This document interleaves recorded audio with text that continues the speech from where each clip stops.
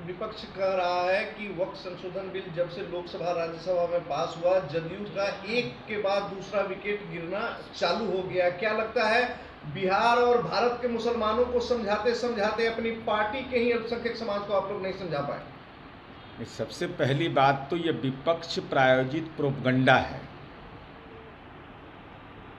इस्लाम धर्म मानने वाले को इस बात का भरोसा है कि नीतीश कुमार जी ने पैगंबर का ख्वाहिश पूरा किया, मोहम्मद साहब का ख्वाहिश हमने पूरा किया, शराबबंदी लागू करके रूह को सुकून दिया, कब्रिस्तान की घेराबंदी करके, और दूसरी तरफ तथा कथित सेकुलर लोग बनने का दावा करने वाले भागलपुर के दंगे के कातिल के जो थे, गुनाहगार थे, उसके साथ राजनीति की अटखेलियाँ खेली।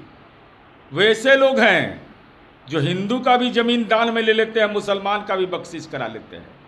वैसे लोग जिन लोगों ने गुनाह किया कि वक्फ की संपत्ति कानून के विपरीत लीज हो रहा था, लेकिन सत्ता में बैठ करके अपने सहयोगियों को भी उसका लाभ दे रहे थे, वैसे लोग हमारी नीयत पर सवाल खड़ा करेंगे। और कौन हमारी पार्टी छोड़कर चले गए? इस ढंग की बातें करना, जो जनाब अब्दुल बारी सिद्दीकी का अपमान किया हो, मैं तो कहता हूँ ऑन रिकॉर्ड बोल रहा हूँ, 5वां नंबर पर गांधी मैदान में शपथ करवाते हैं आप। राबड़ी देवी जी से भी जूनियर हो गए। और तेजस्वी यादव अपने पिता को इतना राजनीतिक जलील क्यों कर रहे हैं? ठीक है, बीमार हैं, लेकिन बेचारा आउटसोर्सिंग से आज भी ट्वीट कर दिया आईसीयू से। ये मामूली आदमी हैं, करेजा के इतना मजबूत हैं कि आईसीयू से भी ट्वीट हो रहा है। तो लालू जी ने जो 1989 में बीजेपी और आरएसएस को प्रमाण पत्र दिया लोकसभा में, कहा कि आरएसएस और बीजेपी दंगा नहीं कराता है, तेजस्वी यादव बोलिए आपके पिता शहीद बोल रहे थे, गलत।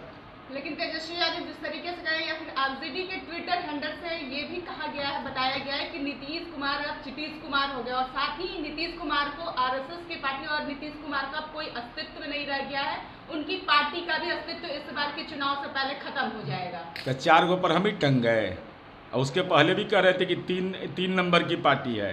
तो हमको आया 12 एमपी, उनको 4 आया। 4 का विशेष जरूरत है। गुलबिये घाट न पहुँचेंगे उसके बाद राजनीति के, कहाँ जाएंगे? ये भी लगातार आपके लोगों के द्वारा कहा जा रहा है कि ये वक्फ संशोधन बिल जो है, पसमानदा मुसलमान इससे काफ़ी लाभान्वित होंगे। ये कैसे आप लोग कह रहे हैं? देखिए, वक्फ की संपत्ति पुरखों ने दान में दिया, वक्फ किया।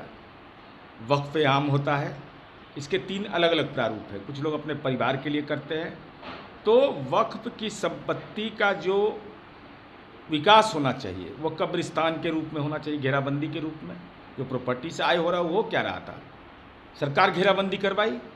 अल्पसंख्यक कल्याण छात्रावास बनना चाहिए तब वो नहीं बना, हॉस्पिटल बनना चाहिए तब वो नहीं बना, मदरसा बनाना चाहिए था, वो निजी स्तर पर लोगों ने बनाया।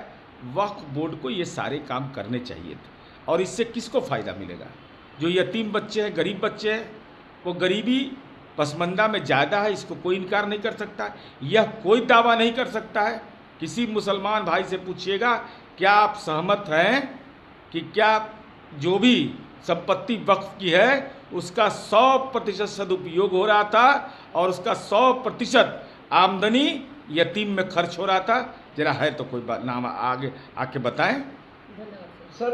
सर लेकिन एक आखिरी सवाल आपसे रहेगा कि नीतीश कुमार सरकार ने मुस्लिम समाज के लिए जो भी कल्याणकारी योजनाएं की, चाहे वो कब्रिस्तान की घेराबंदी हो या मुस्लिम युवाओं के लिए जो शिक्षा के मामले में हो, इसके बावजूद क्या लगता है सर, क्या कमी रह गई कि सही ढंग से आप अपने नेताओं को या बिहार के मुसलमानों को नहीं समझा? अरे भाई, अब उसको क्या समझाएंगे जो 18 मार्च के जिसका आत्मा भागलपुर के दंगा कराने वाली पार्टी में चला गया हो, 399 को वोट आया और अब चला दिया नेशनल मीडिया कि अंतर्राष्ट्रीय नेता ही हैं।